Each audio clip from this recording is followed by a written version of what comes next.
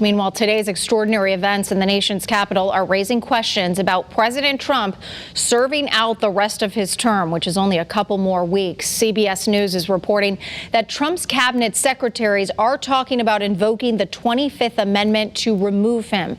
And joining us to talk about that is UConn law professor Richard Kaye, an expert in constitutional law. Professor Kaye, thank you so much for being with us tonight. My pleasure. Well, this was a violent day. It was an ugly day. It was an embarrassing day. The list really goes on. President Trump has repeatedly refused to concede the election, questioning the results.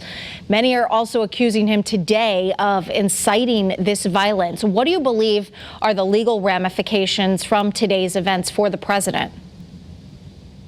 Well, as you described, one, the president may.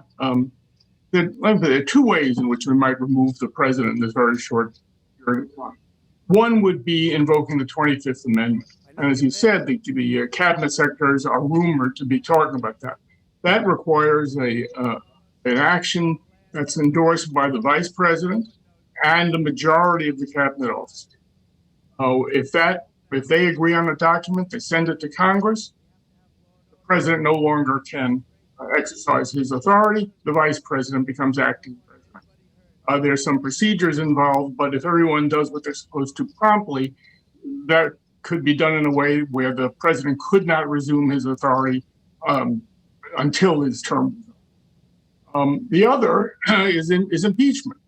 And impeachment we are used to thinking about as a long, drawn-out process with lots of investigation, many hearings in the House of Representatives, and finally at least a several-day trial in the Senate. But there's nothing in the Constitution that requires that. All the Constitution requires is a majority of the House of Representatives to approve articles of impeachment and a vote in the Senate. They could have the House vote in the morning and the Senate trial in the afternoon. There's nothing unconstitutional about that. I think probably both houses have in place rules for handling an impeachment, but they're just rules which the Congress enacted for itself, and it could easily revise those rules. In both the techniques we've talked about, that is the 25th Amendment and the impeachment, you have to keep in mind it requires a 2/3 vote in the Senate. And so if every Democrat voted, you'd need at least 17 Republicans to vote for it.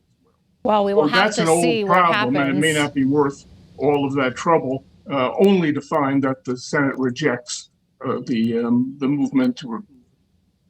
Exactly, especially with just 2 weeks until President-elect Joe Biden will be assuming the office of the president.